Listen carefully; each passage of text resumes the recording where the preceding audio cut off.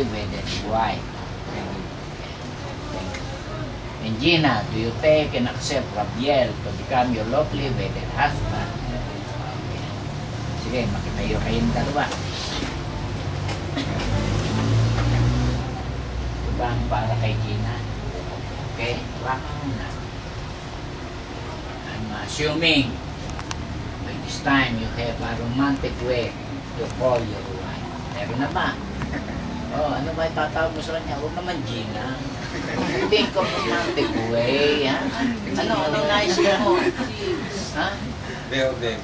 Oo, sige, okay. That's according, ha? Sige, hawakan mo ang kanyang ha? Sige. Okay.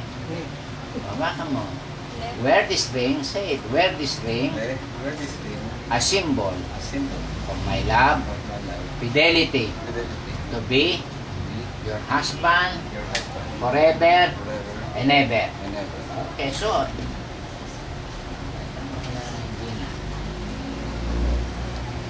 wear this ring, a symbol of my love, fidelity, loyalty, to be your wife forever and ever. Tandaan nyo yan, you made absolute total commitment to each other, ha? To be the husband, to be the wife, ha? Huwag niyong kalilimutan yan, hindi parang ngayon lamang yan, ha? Okay? And, ha? Rabiel, you must show your very best, very loving, passionate, loving kiss to your wife. Ito, para makunan nyo. Iset nyo. Pag ready na, sabihin nyo. Ready na? Oh, kiss the bride. Kiss the bride. Ayun. Please. Okay. Tagal ng camera eh. Okay. Sige. Sige. We are now about to sign your certificate of marriage, ha? 4 na kopya yan. Okay? And before we sign, ha?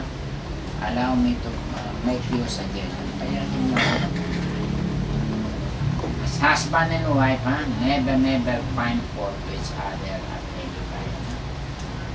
Always look the bright side of your relationship. Bilang mag-asawa, huwag naman ang titingnan kung ano depekto o pintas ng outside. Tingnan yung naigi, ha?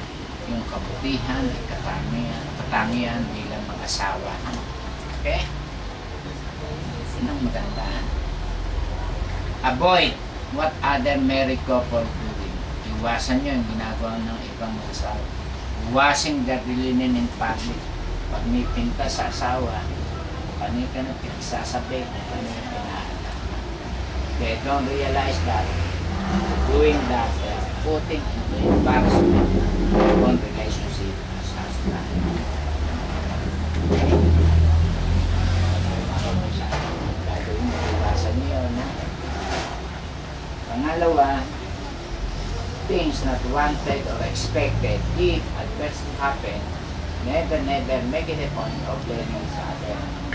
May mga bagay na hindi nyo gusto o hindi inasa, pag nangyari na, huwag na